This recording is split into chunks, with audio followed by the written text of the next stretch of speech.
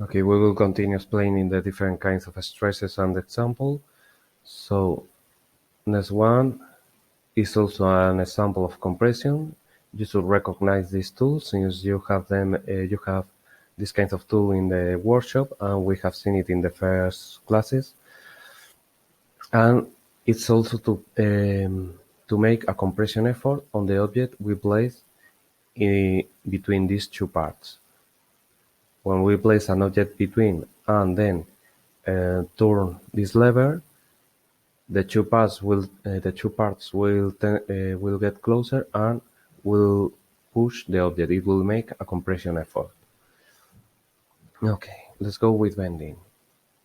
As we said, in bending, the effort is similar to compression since there are different force, but on opposite direction. But this time, the force are not applied on the same sense, since each force is applied on a different part of the structure.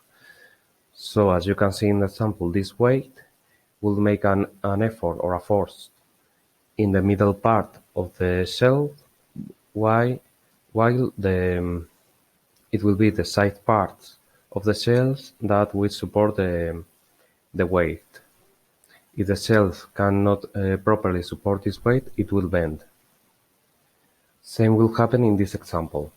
As we can see, this track is in the middle of a bridge, so by its own weight, it will make a force to the down, and the bridge will support with its pillar, but with its pillars or columns, but the pillars of the bridge are on the sides of the track. It's not directly over the pillar, so this also will be a bending effort, and if the bridge could not support the weight of the track, it would bend or break. Let's go with torsion. As we said, torsion is the kind of effort we have when applying rotational movement or rotational force. In this example that you can see here, with each hand, we are turning the cloth in an opposite direction, so that will be a torsion effort. Another very common kind of torsion effort will be when screwing a screw. Since when screwing a screw, we are making a rotational movement in the screw, and the other part will be fixed, won't move on the same sense, so even if it's not making a rotational movement on the opposite direction, it will also be considered a torsion stress, since the screw is rotating against a steel object or a steel structure.